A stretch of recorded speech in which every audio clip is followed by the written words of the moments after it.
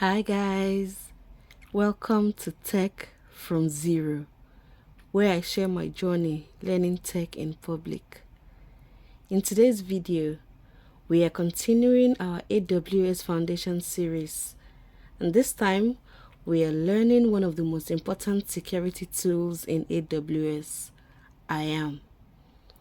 IAM controls who can access your AWS accounts, what they can do, and how they do it. If you're serious about cloud computing, this is one topic you must understand properly. What is IAM? IAM stands for Identity and Access Management. It is a system AWS made available to help you securely control access to AWS resources. Think about it as the security gate of your AWS account. It allows you to create users, group them, give them specific permissions, control what actions they are allowed to perform, and protect your AWS account from mistakes or attacks. Right now, you have two identities inside AWS. The root user, who is the owner of the AWS account and has full unlimited access, and the IAM users. IAM users are regular accounts that you create for yourself or for your team. It is important to note that you should never use the root account for daily work. It's too powerful, and one mistake can break your entire AWS environment. Now let's talk about IAM users, groups, and permissions. An IAM user is a specific identity for a person or application to log in and manage resources. An IAM user is like a personal login for one person. It has a username and a password and can also have programmatic access. An IAM group is simply a collection of users. Instead of assigning permissions one by one, you assign them to the group, and every user in the group inherits them. This is how big companies avoid chaos. They don't assign permissions manually to 500 people. They use groups. Now let's go to IAM permissions. Permissions in AWS are controlled through policies. A policy is a document that tells AWS what someone is allowed or not allowed to do. Example of permissions are 1. Can someone manage EC2? Can they create S3 buckets? Can they delete RDS databases? Can they view billing? Policies are the heart of IAM, and we'll go deeper into policies in our next video. I will now take you through the steps of creating an IAM user.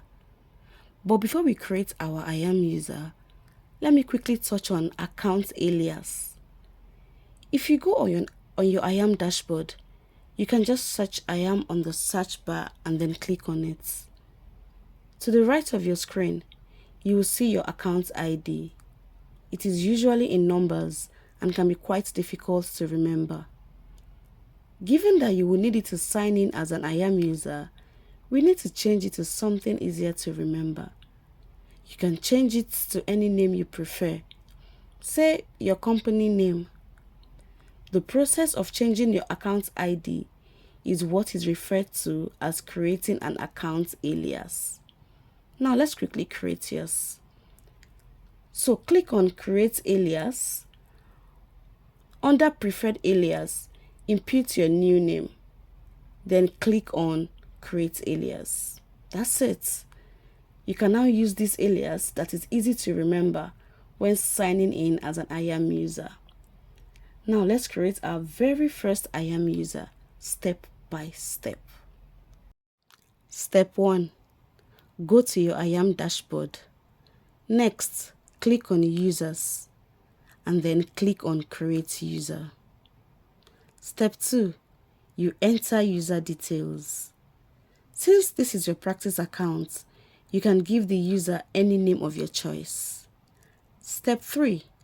we select credential type. For beginners, we only need control access. So select AWS Management Console Access by checking the box. Next, choose auto-generated password. So AWS creates the first password for you. Also check the users must create a new password at next sign-in box. Then click Next. This takes us to step 4, which is to set permissions. You will notice that the Add User to a Group permission option is already selected for you. Don't uncheck it. You will also see an option to create group. This is like a shortcut. Don't click on it. Later, I will show you how to create a group from your IAM dashboard. Now click on Next. You then proceed to review that your details and selections are accurate. If everything is okay, click on Create User. And just like that, your IAM user is ready. Please note that every IAM user gets a unique login URL. AWS will show you the link. Download it as a CSV file and save it. This file contains the username, password, and console sign-in URL. If the user isn't you, you can then email the file to the user so they can have the necessary information to sign in. Also, remember to have your users enable MFA, which is multi-factor authentication. Now, let's sign in as an IAM user. Remember the CSV file with the user login details we saved. We will need it here. Open the file to see the needed details. Next, open a new browser tab. Paste the console sign-in URL and log in as your IAM user using the password AWS generated. You will notice your account alias automatically imputed. AWS will ask you to create a new password. Do that, and now you're officially inside your AWS account, but this time as a secure IAM user, not the root account. At this point, this user has no permission at all, and therefore can't do anything, as every access is denied. We would have to assign permission later, but for now, let's return to our root account. Now, because the user we created currently has no permission, we would enable MFA from our root account. From the root account, go to your IAM dashboard. Click on Users, then click on the username you just created. Scroll down to Security Credentials and click on it. Under MFA, click on Assign MFA Device. Then you name it. Under MFA Device, click on Authenticator App, then Next. It will take us to Setup Device. Then click on Show QR Code in option 2. Next, you scan the code using the Authenticator app on your phone. And then you type 2 consecutive MFA codes required. Then click on Add MFA. Now, when you attempt to log in as the IAM user you created, MFA will be required. Next, let's create groups. On your IAM dashboard, click on User Groups. Then click on Create Group. Let's name it Admins. Next steps include adding users to this group and attaching permissions policies. Let's skip both steps so I can show you how to do them directly from your dashboard later. So we scroll all the way down and click Create User Group. You can proceed to create more groups if you like. Now let's add users to groups. Note that one user can be added to multiple groups as needed. To add users to a group, click on the group name. select the user you want to add to the group, then click on Add Users. To remove a user from a group, click on the group name, click on the user, then click on Remove. Let's now assign permissions to group. It is recommended to assign permissions to group so that every user in that group can automatically have that permission. This is way easier than manually assigning permissions to, say, 300 users. Another advantage of assigning permissions on group level is so that when a user is removed from a group, they cease to have access to those group level permissions.